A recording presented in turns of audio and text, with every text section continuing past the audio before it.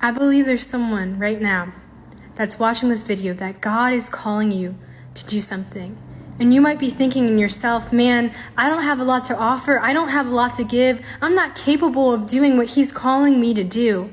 And then you look at this event that happened in John chapter 6, where there was this great multitude of people that was following Jesus. They just saw him perform signs and miracles and wonders, and they needed to feed them.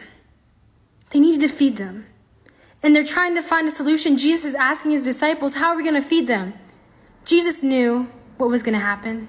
Jesus just wanted to see what their response was going to be.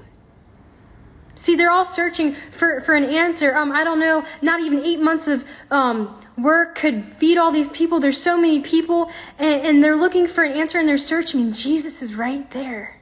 So many people search for an answer when Jesus is right in front of you, and he is the answer.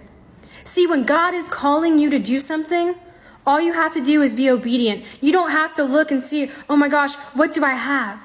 Jesus will use you greatly if he is calling you to do it. And you see, Andrew pipes up.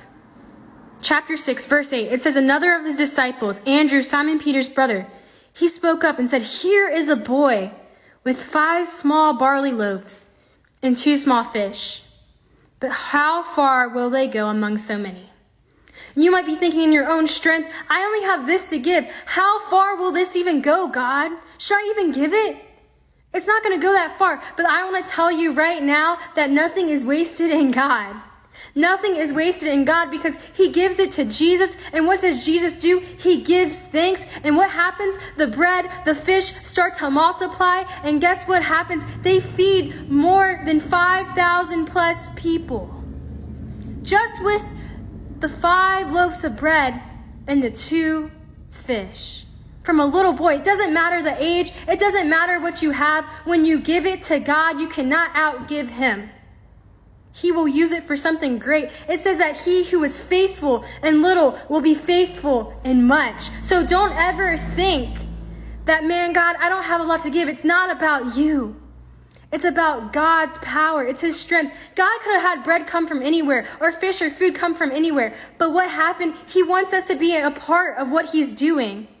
He wanted the little boy to be a part of what he's doing because that's how great God is. We have the privilege to be involved in God's movement and what he's doing in this world. So give Jesus your loaves and your fishes and see him multiply them greatly because of how powerful he is.